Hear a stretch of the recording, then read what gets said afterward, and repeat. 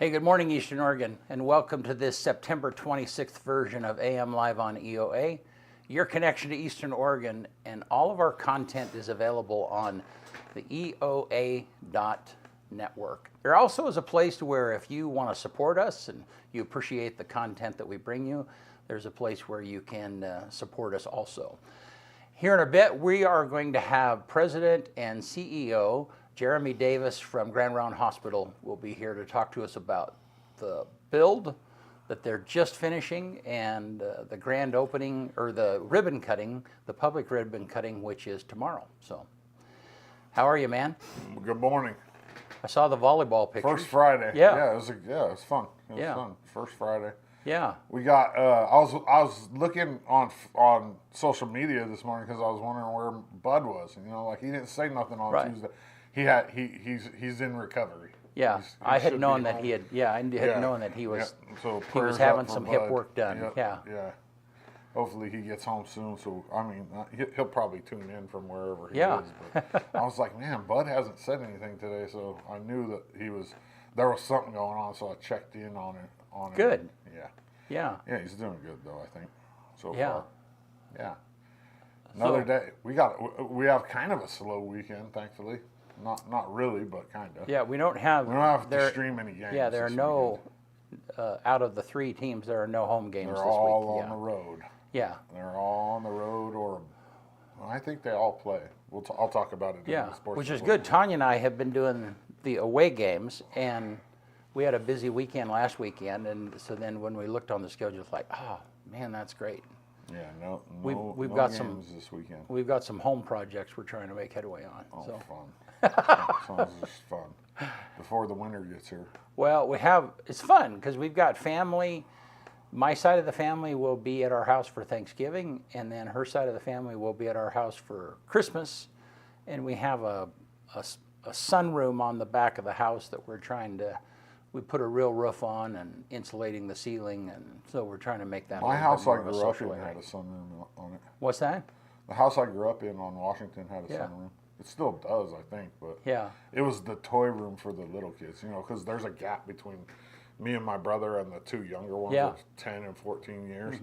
And so they were, the younger kids had their rooms upstairs. There was 3 bedrooms, mom and dad, the 2 kids. And then the sunroom was on the back of the house, and that was their toy room. Yeah. And then the big kids had the basement, which it was a full apartment. I mean, it had full kitchen, Yeah. 3 bedrooms, bathroom. It's kind of funny because in the Old West they called sunrooms lean-tos. That's that construction where you just attach, you kind of extend the roof. I think this was built as part of the house. Yeah. Like I think it was actually like. Oh, so it wasn't added on. Yeah. No, I don't think so. I think it was built. I think it was part of the original house, and so it's not like Yeah. slanted. It's just a normal room, but it's 2 sides of it is completely windows. Yeah. Yeah. So it's like that's common around here. Yeah. I wonder why. Maybe because it's cold in the winter and people. I don't know. I don't know. I think Tanya had that one built, with the hope of maybe it being a place where she could grow stuff and so on and so forth. And is that what those never are turned for out. generally? Generally, Put your yeah. It's plants kind of like a sunlight? a little plant growing place. What do they call those things that people have in their backyard? Greenhouses. Yeah, a little greenhouse that's attached. Huh. I think that's kind of the idea. So. Yeah, I didn't know what those were necessarily for. I thought they were just so you could like sit out there and let yourself get some sun when it's not real. That might be the case warm too. outside. I went to the Wildcat open house. So LeGrand School District has built, or the middle school has a gymnasium athletic complex that they added to, and went to that open house yesterday. And I'll have some pictures that I'll post. Was there a lot of people there? Yeah.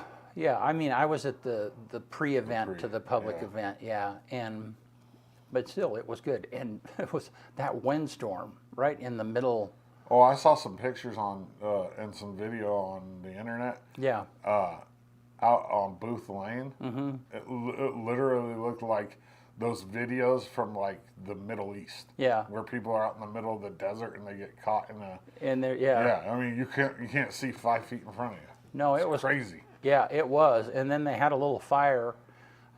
I saw that too. Yeah, that was I was headed home. Grain? Yeah, at wood grain, and that was anyhow lots of activity. Just natural combustion on a wood pile, just from. That's what the firefighter thought. Yeah.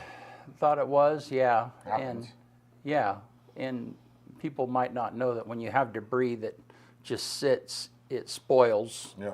And creates mold, and it creates heat. Silage does that too. So. Oh yeah. And hay bales. I mean, you'll have that. Sometimes you'll have a haystack fire, or a, anyhow. Yeah. That's what they. All right, want to do sports, Let's man? do it. All right.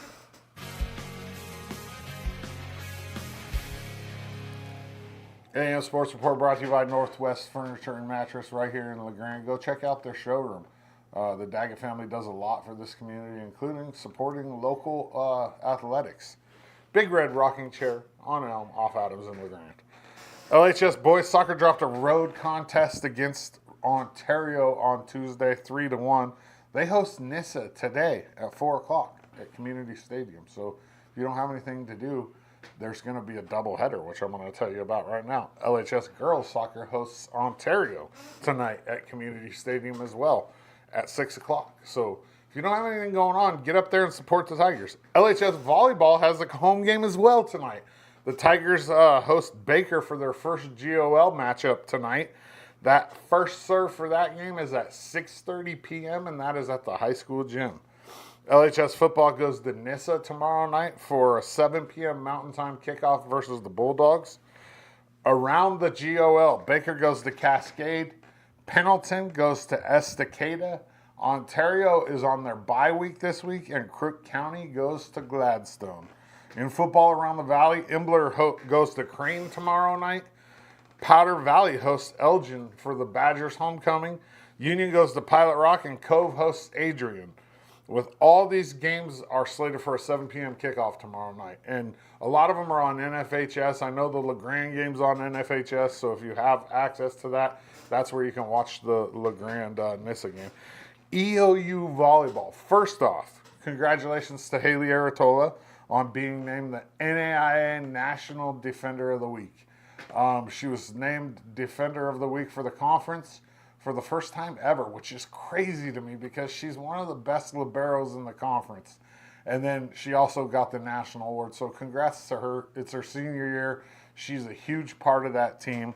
Last night at Quinn, EOU volleyball hosted College of Idaho, and it ended in a sweep, but the first set was, we didn't play that well. We ended up winning 29-27, but we let the Yotes have a little bit of hope, and in the second set we just came out and shut the door. And this EOU volleyball team's as good or better than any of the teams in the past few years. They're going to make a run at a national championship. They really are. Right now they're ranked number 2 in the country. They host Multnomah and Warner Pacific this weekend. The Warner Pacific game's at 4 on Saturday. And excuse me. The Warner Pacific game is at 6 on Friday. The Multnomah game's at 4 on Saturday. This team's currently 14-1 to Southern on the road. And the Southern, Corbin, and EOU are all ranked in the top 10. EOU beat Corbin. Corbin beat Southern. Southern beat EOU. So we'll see how it all washes out. I'm assuming EOU is going to win the Cascade. They're tough. They really are. EOU football goes to Billings for a 1 p.m. Mountain Time kickoff versus Rocky on Saturday. The Mountie football team looks to get their first win of the season after a rough 0-3 start. There's like Brent and I were talking about a few minutes ago, there's no home games for us to stream this weekend. So it's an odd, kind of going to be kind of a quiet weekend around here. AM Sports Report brought to you by Northwest Furniture and Mattress. Go see the Daggett family. Check out their showroom. All right. Good stuff. Thank you. Yeah. I've never been to one of the volley. I mean, I think I have. It's been several years that I've been to one of their volleyball. You got tickets in the I van? do. I know. I saw that. I Yeah. saw the tickets in there. Yeah. It's hot. When it's packed like that, it's so dang hot in there. Yeah. Ooh. Well, you'll have to Ooh. help me know which game to go to. Tanya and I will go to a game. We Well, went to I mean, you want probably Corbin or Southern at home. I think we go there and they come here. Yeah. So, yeah, one of the two. No, it's funny. We went to, I think it was the Chamber of Commerce dinner, and we won the EOU. That they have the table prizes. Yeah. And so that we got a ticket to a football game, and we got a whole bunch of other stuff. Yeah, and a volleyball game, and yeah. I got a permanent ticket on. Yeah, you kind of got They actually put out press passes Yeah. this year with your name on them. That's the Yeah. first time I've ever seen one of those. Like usually it's just Yeah. I mean, I have a press pass for there, but Right. it's like nobody ever questioned. And I just clip it on my backpack. Like I don't carry my backpack with me, so Yeah. hopefully nobody ever shakes me down. 'Cause I don't like wear it. The lanyard they gave me was like a choker for me. Yeah. It's like a little micro mini lanyard. Yeah. Yeah. So, hey, I want to make you all aware, remind you that on October the 3rd, I think that's next Thursday, we are having a candidate forum. We'll be streaming that on our network, but it will be in person at the LeGrand High School auditorium. That will be for the 2 sheriff candidates and the 2 Union County Commissioner candidates.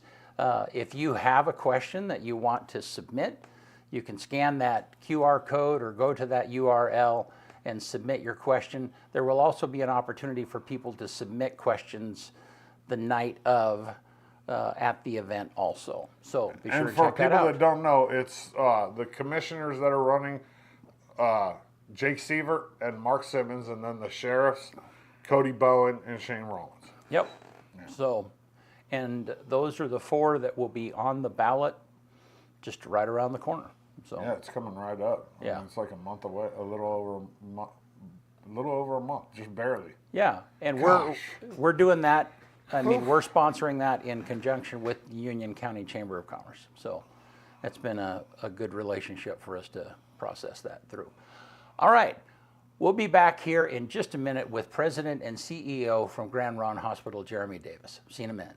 Eastern Oregon is full of interesting people, with interesting minds and interesting things to say.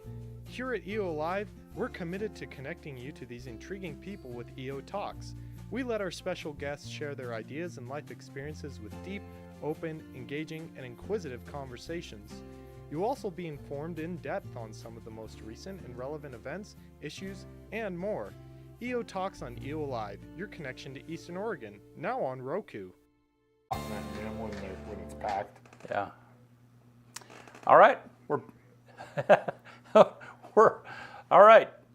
Let's just come back to our interview here. We'll do weather afterwards. So, all right. Hey, how are you, Jeremy? I'm good. How are you? Good. Sorry about that little jump in. Hey, you're fine. Yeah. Quickie.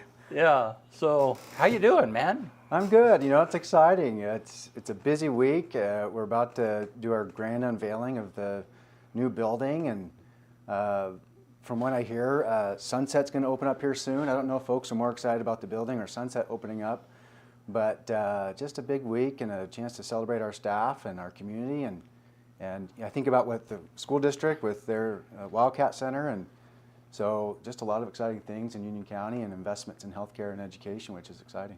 Yeah, you were there at the pre-opening yesterday.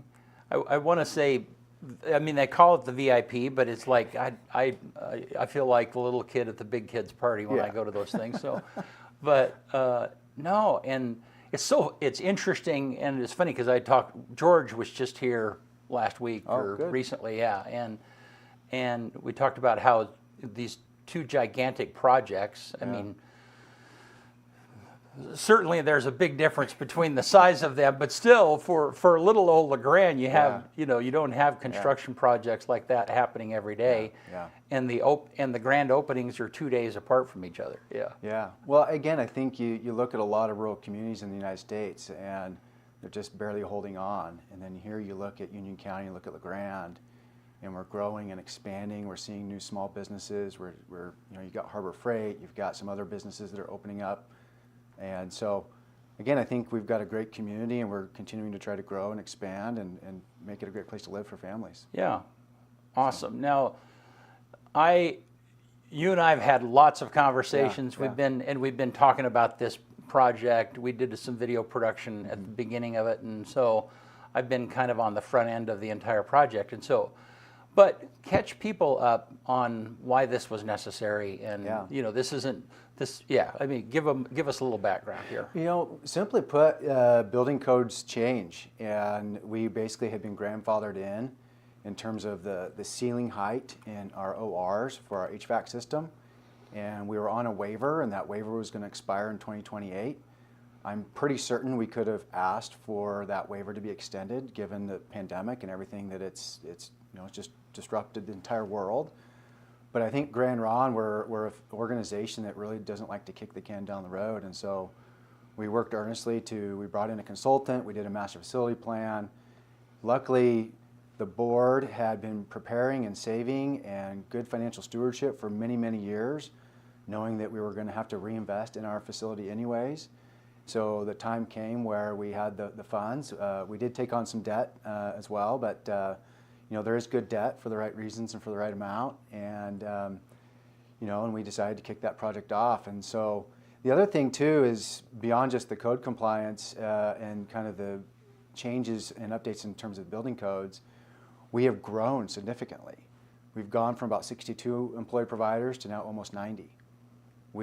Our surgical volume has grown by 20 or 30% over the last 4 or 5 years. And so our community has been very supportive of us and staying local for their care, and we really wanted to meet that demand and that interest head on.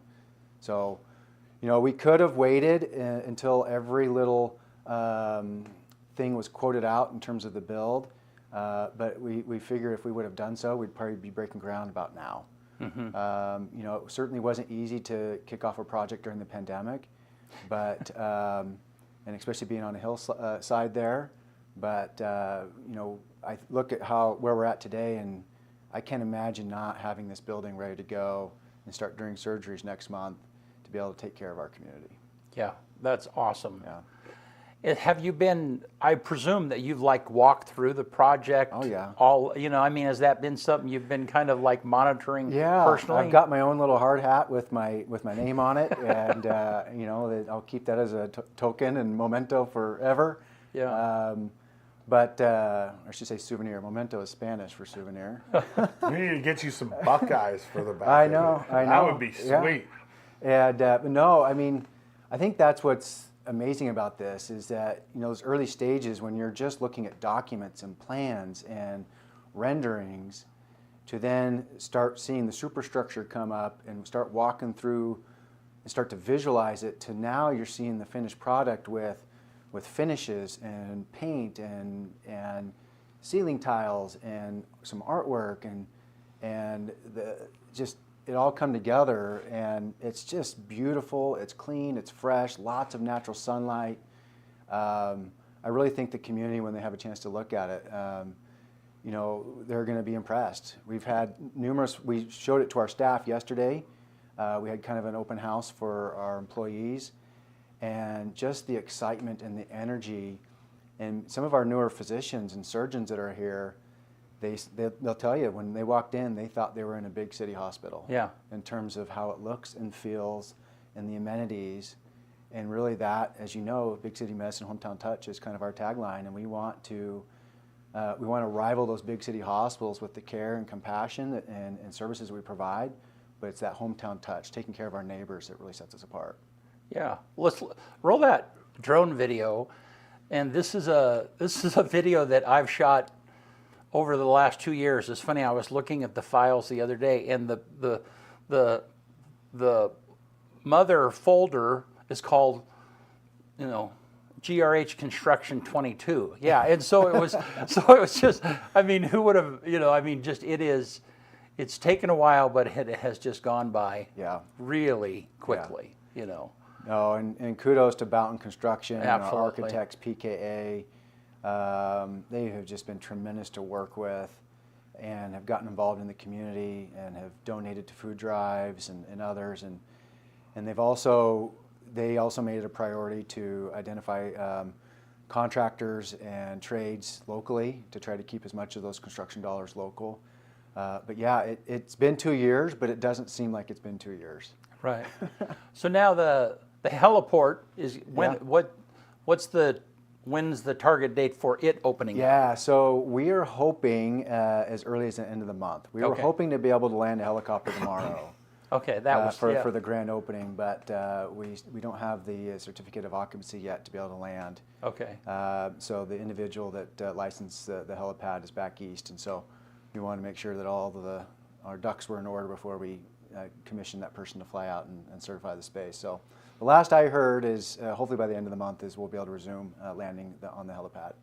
And then when will the ORs actually be functional and open? Yeah, so as soon as we finish the open house tomorrow with the community and get to show off the space, we'll then get hard to work to clean that place up and get it ready for tip-top shape. And then the goal is to hopefully do surgeries the last week of October or possibly the first or second week of November. Wow. So now I have, my wife Tanya works for GRH, and so does my daughter, and so I'm aware of just how you guys use space, and there's a constant Tetris game going on there. You'll move this organization, and I know that those decisions aren't, those are made with people that work for you. But how do you guys? What's the plan for using the space that's going to be vacated? The OR space. Is there? Yeah, so it is a little bit of musical chairs. So as the ORs and the pre-op area move into the new building, we'll also have a new cafeteria and dining space, which is just beautiful and magnificent. And we already have quite a few folks from the community that dine at the hospital, and I imagine we're going to have more because we're going to revamp the menus and what we're offering. But as those spaces move into the new building, we're going to have available space to play with. And so it seems like every time we've done a construction project at Grand Ron, in the moment we open up a new service, it's too small. Yeah. And so we are working with a consultant right now, and we're developing a new master facility plan to start looking at some of those bigger puzzle pieces of where should this move, where should that move, that service needs a little bit more space. What new services do we want to try to bring to LeGrand and Union County?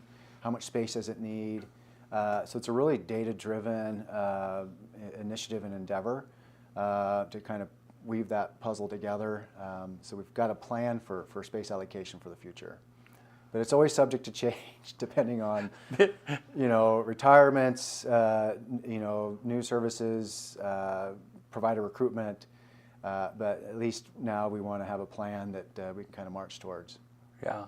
Now, the hospital is the largest private employer in the county. Is that correct? Yeah. Yeah. We're actually up around 800 employees now. Yeah. I think we represent about 4.8% of the workforce here in Union County. Yeah. And almost $80 million in wages and benefits. Wow. A year. Wow. And so, obviously we play a huge role in terms of healthcare access and health and wellness in the community, but in terms of financial health, think about all those dollars that are staying local and are being spent local that are supporting small businesses and our employees that are volunteering their time to coach Little League or do 4-H.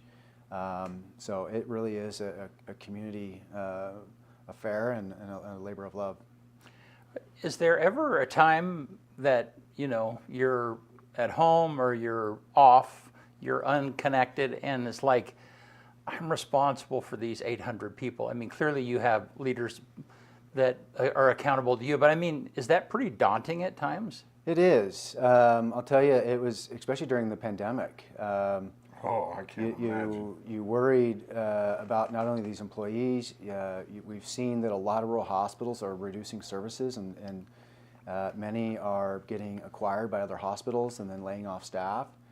And there is a real human element to what we do. And when you live in a community and you see these colleagues and their families, you do feel an immense sense of responsibility. This is more than just providing healthcare services. This is you're responsible for being able to, the decisions you make may impact these individuals' livelihoods, and that's no small.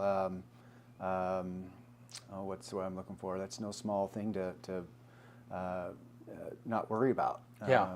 And so it is significant, and I think again that's what is great about Grand Ron is that we're independent. Money is local, decisions are local, and it really is a family feel, and we do really care about our employees, and yeah, it is daunting at times.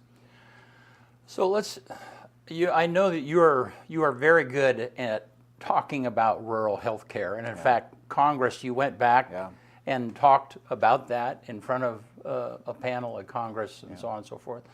Can you give us a little bit of a scope of what's going on, how GRH fits into that? But I really would like to have you, without throwing them under the bus too much, I mean, look at your hometown, Baker City, what has happened there, and compare the instability of that to the stability. I mean, I think that people really need to understand that story. Yeah, it's complex because every hospital and every community is unique.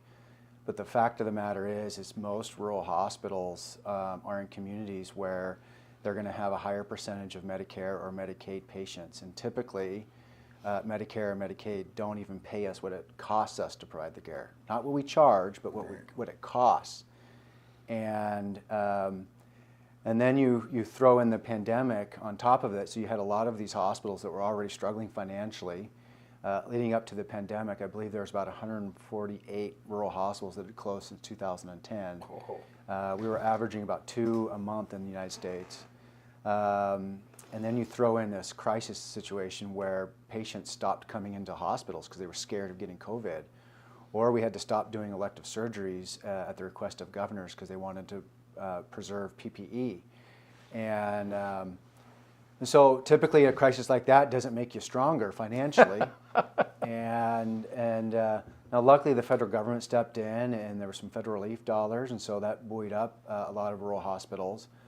But now that those federal relief funds have pretty much been spent, we're starting to see an uptick in rural hospitals that are closing or reducing services. And so it's a complex matter. Most of the hospitals that are closing are in the southeast, although there are some that are closing out west, and some aren't rural. In fact, the hospital in Eugene closed, and that's not a rural hospital. So it's just it's a difficult industry. It's a very complex matrix of how hospitals get reimbursed, and we also recognize that healthcare is very expensive in the United States, and Grand Ron, along with a lot of other hospitals, are trying to address that issue of affordability. And speaking of maternity services, that is probably the #1 service, that and behavioral health and oncology, that are closing in rural hospitals in the United States. Just because those service lines typically don't make money or aren't self-sufficient in and of themselves because of the reimbursement.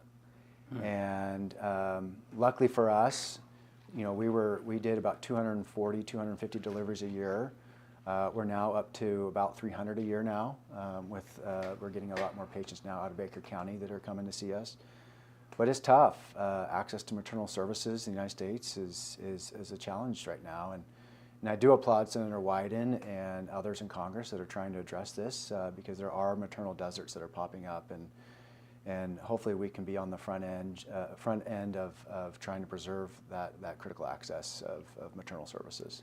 Right, and so maternal services, OB services in Baker recently closed. Yeah, a year ago. And so then, and I didn't really, this really came home to me when I was talking to somebody from Baker City, and they were saying, yeah, it's like if you try and hire a new teacher that's coming in to work in the school district, and they're young and they're having a family, and they're going like, well, wait a minute, I'm going to have to drive to LeGrand or Boise or somewhere else for those OB services.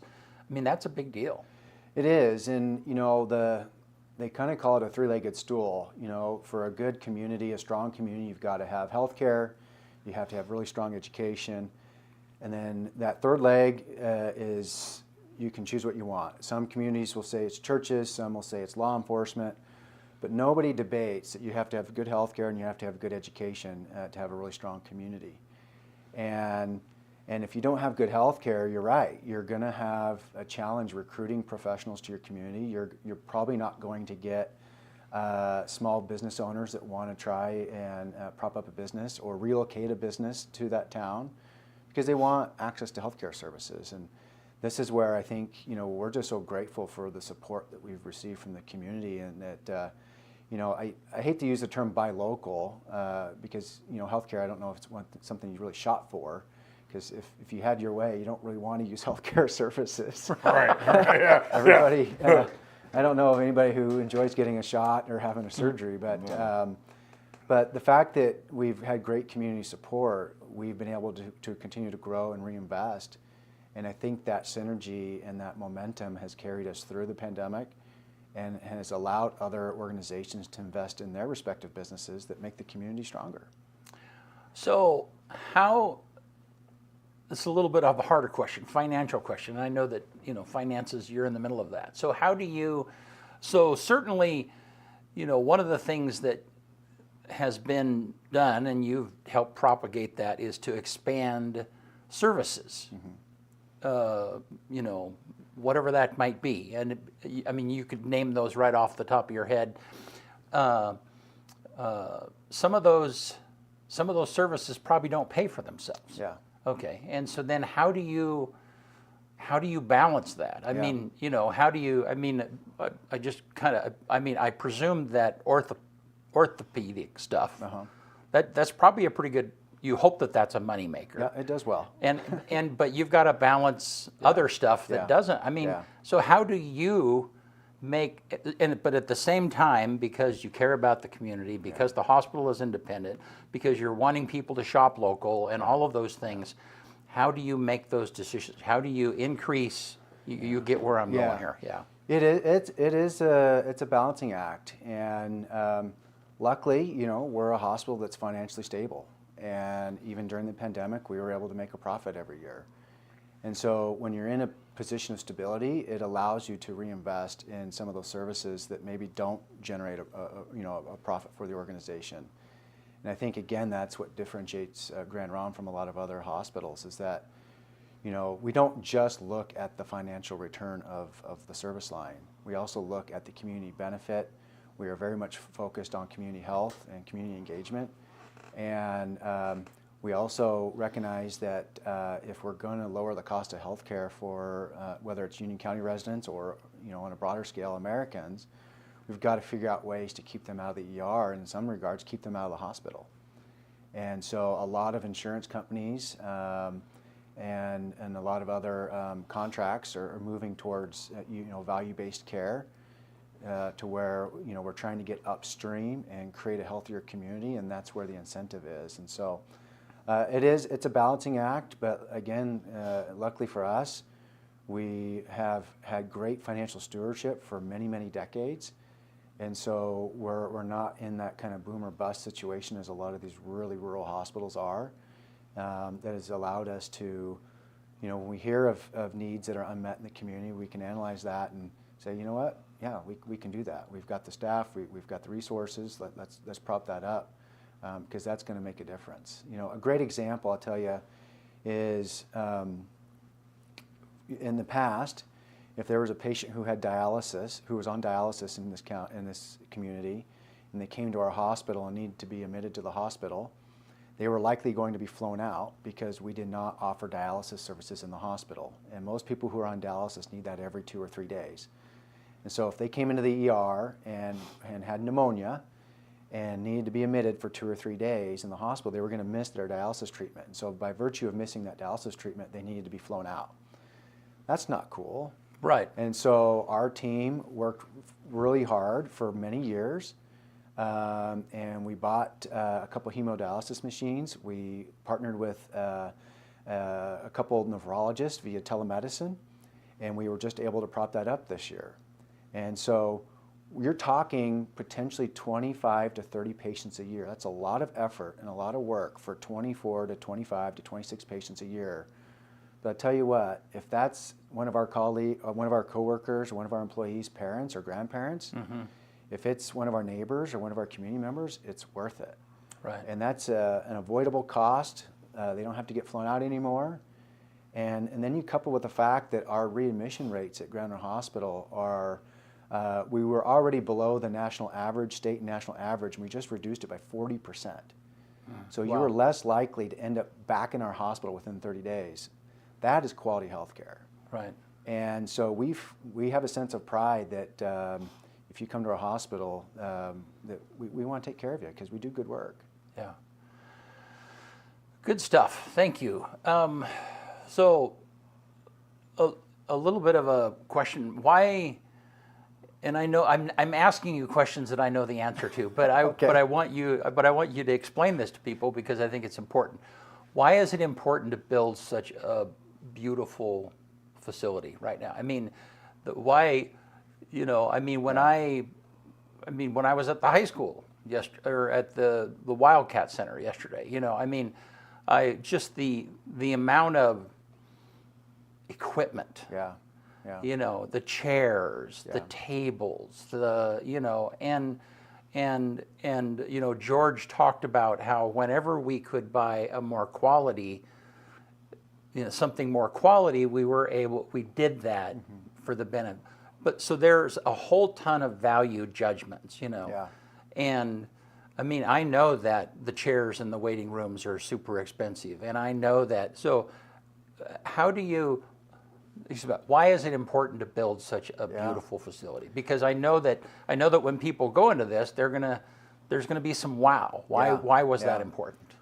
Well, I think partly of why you build something nice is it's a representation of what you value. And so if you value quality and you value a warm experience and you value your employees and you value your patients, you want them to step into something that hopefully in a brief moment, they might forget that they're in a hospital. So the concept of health and healing, especially on the healing side of that, there's a lot that goes into that, whether it's the paint colors, whether it's the textures on the floor or on the chair. There's a whole lot of things that go into that, natural sunlight. And so I think for us, the priority was we wanted the building to be structurally sound and be a resource for this community, hopefully for another century to come. But then it starts to, you know, some of those finishes then start to matter. And certainly we made some judgments on things depending on cost of where to prioritize things. And it wasn't just me. We have a big team of folks that were involved, both clinicians and facilities folks. And I think when the community steps into that building, they're going to see a space that feels warm, that feels like it's a place of healing. And I know for our cafeteria and dining space, the goal is that our employees, again, might forget for a brief moment that they're having lunch in a hospital. Because you think about what we just went through with the pandemic, there's a lot of stress, there's a lot of anxiety, there's a lot of frustration. And so when you think about workforce resiliency and workforce well-being, you know, having a space that allows you to relax for a few minutes can be just as rejuvenating as a vacation, hopefully. Well, and it's one thing I know as a patient is, you know, when I've had to go out of town for procedures that couldn't be done here, that I appreciated. I mean, when I sat in that it's what is expected. Yeah. If you're going to do quality health care, there is a particular look to it. Yeah. And so, yeah, could you save money? I mean, and so then from the patient standpoint, the experience that I experience at home should be similar to what I experience. I mean, it's the big city medicine, small town touch, you know. And so it's what's expected. It's the standard. And I think it's no different than your own personal home and your own personal expenditures. Is you got to make, unfortunately, some value propositions and value judgments of what types of shoes you're going to wear, what brand, if any, you know, what car you drive, or what furniture you're going to put into your home. We're no different in terms of how we're going to outfit the facility. We want to make sure that, especially for the surgical equipment and everything else, that's top notch. Right. But when it comes to the chairs, we want them to be comfortable. We want them to be durable. And then I think it goes along, you know, we just put out a press release where we received the 4-star HCAPS award. So I mean, I think there's a lot of misunderstanding what that is. You know, when patients come to our hospital, they may receive a survey, and these survey questions are a set of standardized questions that every hospital in the United States has to ask of their patients. And when patients fill out that survey at their own free will and choice, that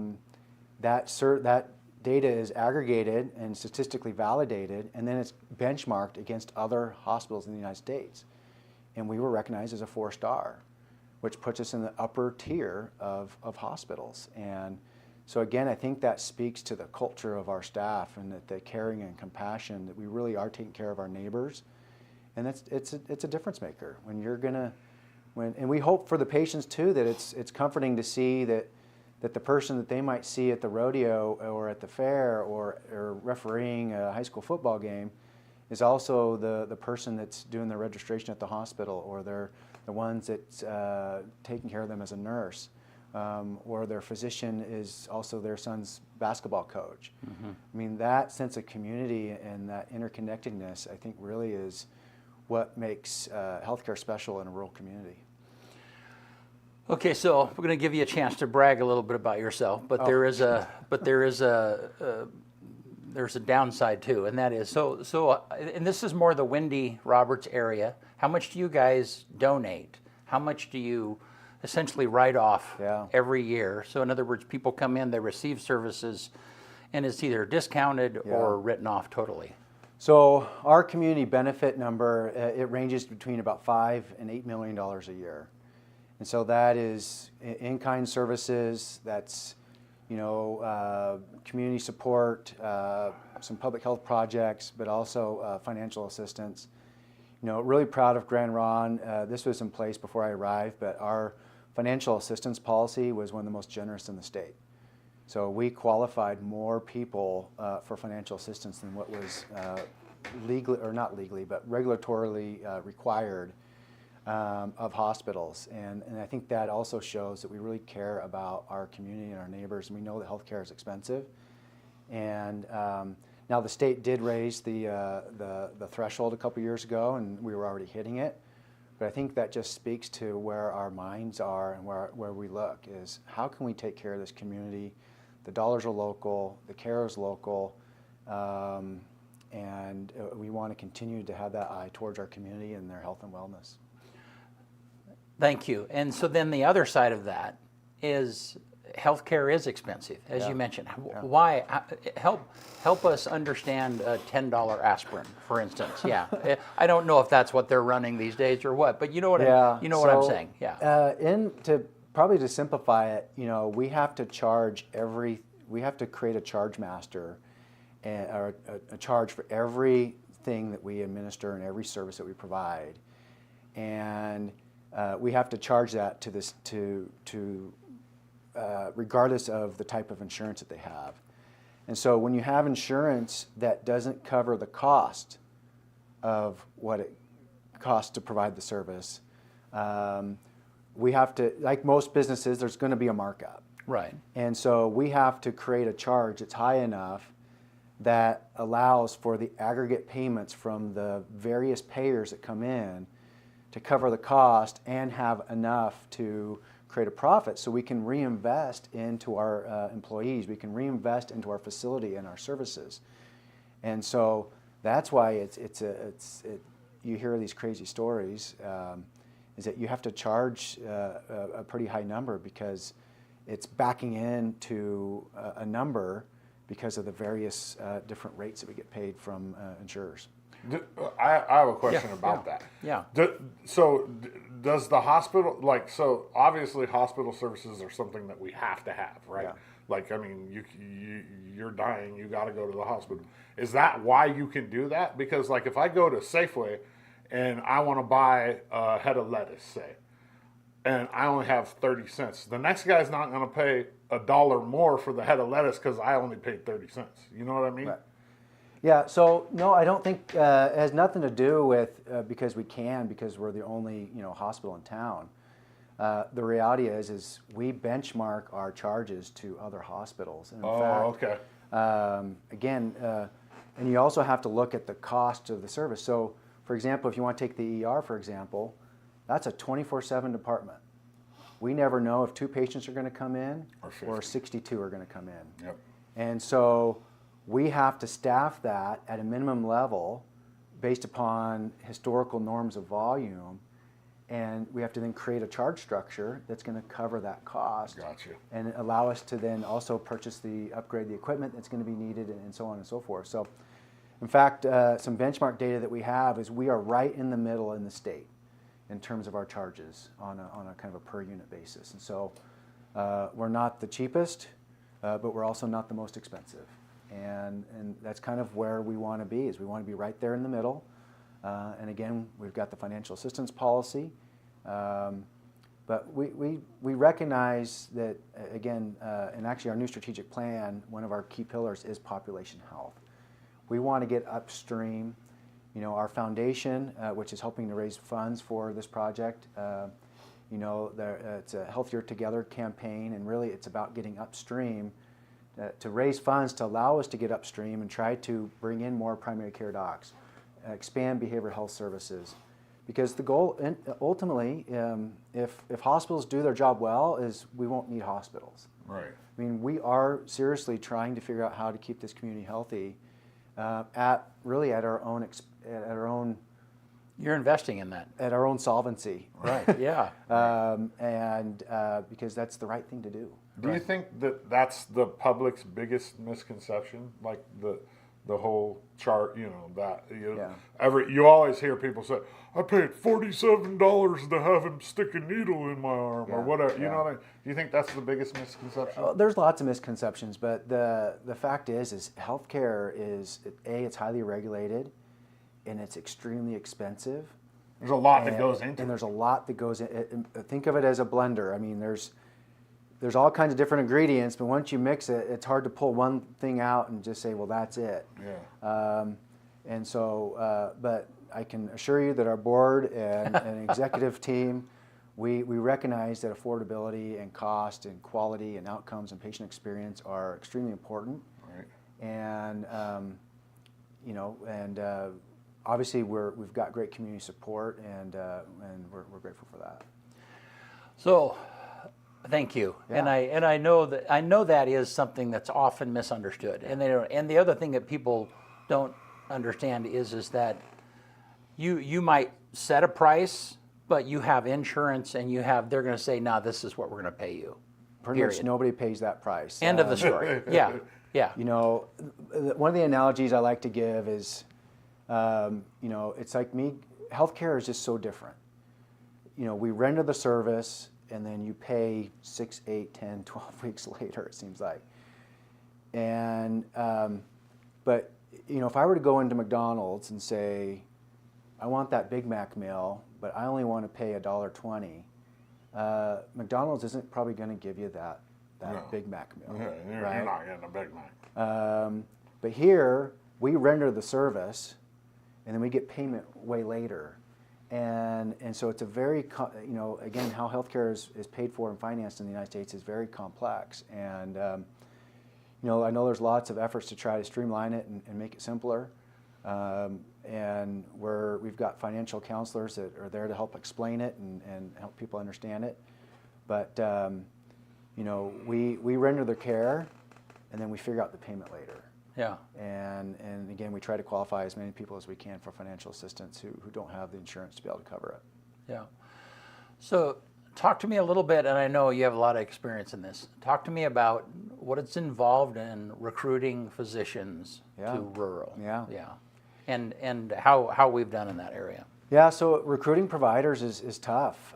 It's a very competitive landscape. I mean, even before the pandemic, we had a shortage of providers in the United States, and predominantly providers don't want to practice in rural medicine. And so we're already kind of got our backs against the wall. And this again is where a sense of community and a hospital that looks well, shows well, you have great people, great culture. People can sense that very quickly. Mm-hmm. In fact, we've got a new urologist here who he just started in August, and the nice thing is when he came to interview, we were able to show him the new building and the new ORs. Now they weren't finished yet, But he was really, really impressed, and he's like, yeah, I'd like to operate in one of those. Right. And so that's another reason why we've invested so much into this building, is because it is a recruitment and retention tool. Because end of the day, it doesn't matter whether you're a surgeon or whether you're a carpenter, you want to have the tools to do the job. Right. And sometimes it's space that you need as a tool. We've also got great imaging equipment for rural hospitals. So we've invested heavily on, again, those big city medicine tools and resources, because we want physicians to feel like they're not coming to a rural hospital, that they're coming to, name any hospital in the country. And you almost want to get rid of that rural part, because you feel like when you say rural, then it's going to be lesser. Right. There's going to be a compromise. And the reality is technically we're considered a rural hospital by definition, but we rival those big city hospitals with the care and with the equipment that we have.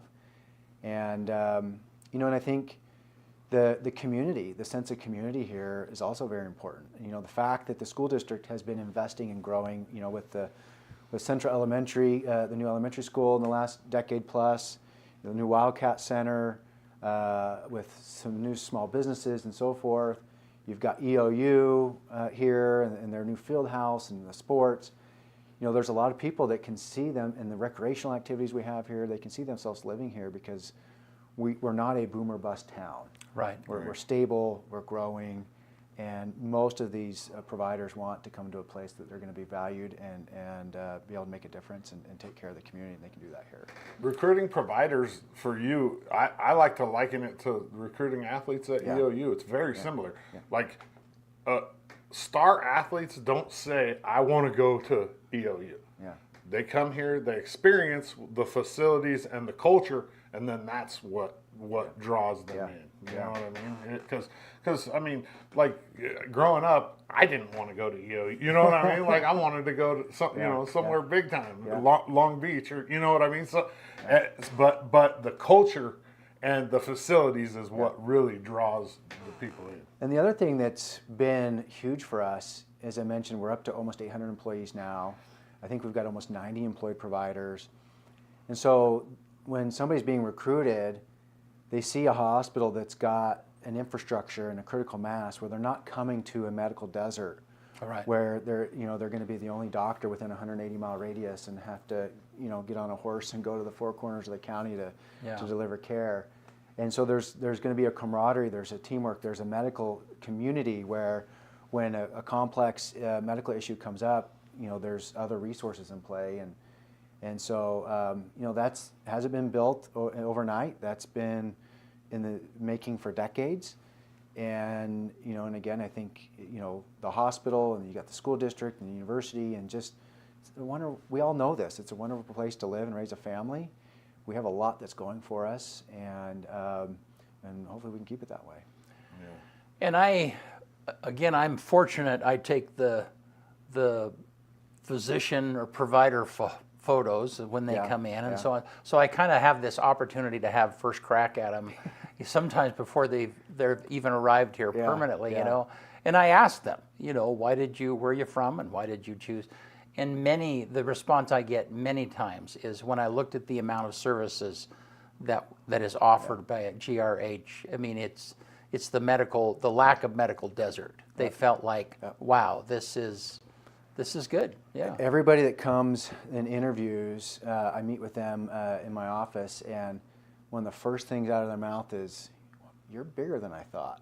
I mean, yeah, right. I try to explain it over the phone during a phone interview, and right. we've got videos that we sent them, and a provider recruitment video that you helped us create, and to try to, market how special we are here. Right.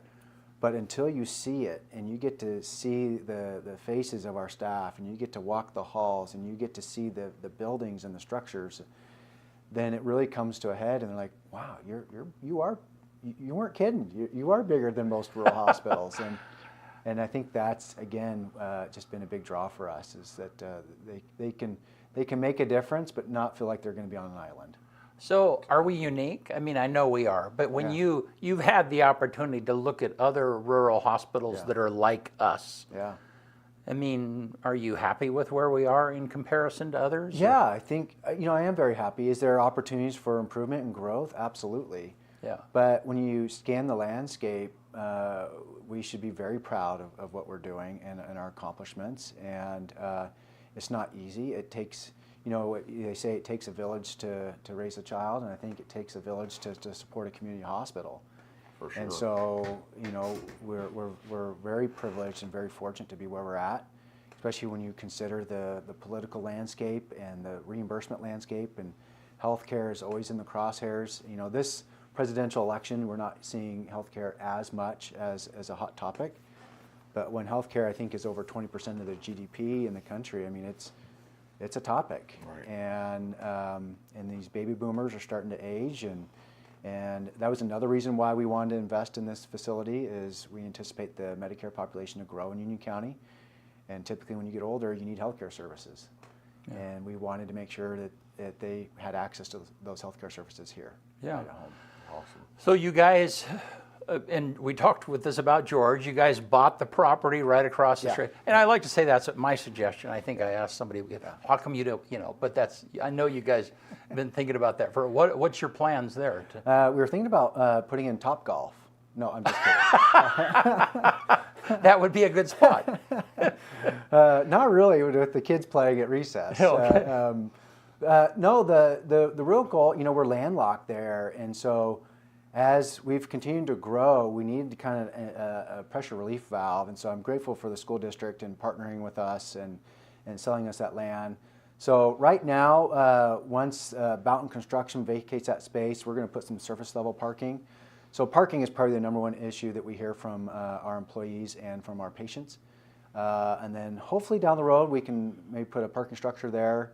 But we've got to get this existing project completed, and we've got that was a pretty expensive build, and buy ourselves a little bit of time, but hopefully we'll be able to address some parking there, or maybe we'll have to put some medical service buildings there or something down the road. But is there that bad of a parking problem? I don't go there often. Yeah. But like when I've gone up to like the ER and everything, there's always parking. During the early morning hours, especially when you've got surgeries and people coming in for other appointments, it can be pretty jammed up. Okay. Again, people tolerate it, and it made it a little worse because Sunset was closed and people couldn't park on Sunset. Right. And so we've had to park more in some of the neighborhoods, and we've heard about some of those complaints as well. And so the goal is to figure out a way to try to address parking, and having that additional property across the street gives us some flexibility to explore some creative parking options. Yeah, and I think the parking struggles that you might have are more in the area of employees. Yes, yep, yep. But we're this new building is 96,000 square feet. Our existing hospital is 135,000 square feet. We are almost doubling the size of the hospital. Wow. Now, some of that new building has some shelled space that we haven't built out yet, because we're working through that master facility plan. What percentage is vacant? Gosh, a guess, I would hate to even guess. Well, the whole top floor is shelled space, and then the first full floor where our dietary is at, I think it's got about 14,000 square feet. So. There's quite a bit of square footage there, and so as we figure out clinical services for that space, and as surgical volume continues to grow, as some of our other service lines continue to grow, radiology, cardiology, and so forth, that the need for parking is going to increase, and so we want to hit that need head on. Not everybody might know what shelled space is. So shelled space is basically space that it's just got walls around it, very limited in terms of its infrastructure. So cement floors, pipes sticking up out of the ground. Okay. Unfinished. Unfinished. Okay, gotcha. Yep. Yeah. It's essentially an open book, and anything can be written there. Gotcha. Yeah. Okay. Or a blank book. Yeah. A blank book. Yeah. Well, Jeremy, and then one more thing just before we go, and that is that President Kelly Ryan has been here a couple of times, and one of the things that she talked about was shopping local from an education standpoint. And I, I'm wholeheartedly with you. I mean, anytime that, shop, even though the hospital is huge, it matters a bunch. People choosing to use those healthcare services local. I mean, they're essentially contributing to the wages that my wife is getting, and so it's one big circle. Yeah. It's probably harsh to say it this way, but if people don't eat, I feel like I'm picking on McDonald's today, but if nobody ate at McDonald's, we're probably not going to have a McDonald's here. Right. It's just simple supply and demand, and economics. And if people don't stay local for their health care, we're not going to have a hospital. It's simply pretty simple. Put that. Yeah. But the philosophy and the mindset of Granville Hospital, though, is we don't want you to come to us just because you feel like you have to. We genuinely want to earn your business. We want to earn your trust. We want to earn your respect. And I think we have numerous metrics. Again, the 4-star satisfaction award. These are patients who we can validate receive services from us, and they're telling us that after they receive services from us, oftentimes after they've gotten the bill already, they're filling out the survey and they're telling us that they had a great experience, and one of the top-notch experiences that you can get in healthcare in the United States. And we've got quality metrics that show that you are safer in our hospital than in many other hospitals in the United States. And we want to earn that privilege and that responsibility and that honor to take care of the local community. And we hope that they will return that respect and admiration and stay local for their health care as well. Awesome. Jeremy, thanks. Well, thank you for having being me. Here. Yeah, really appreciate it. And plug the public opening walkthrough. Yeah, we would love to see you out there. I think you're going to be amazed. It's tomorrow, right? Tomorrow night from 3 o'clock to 8 o'clock. Yeah. The formal ribbon cutting ceremony is going to be right around 6 o'clock.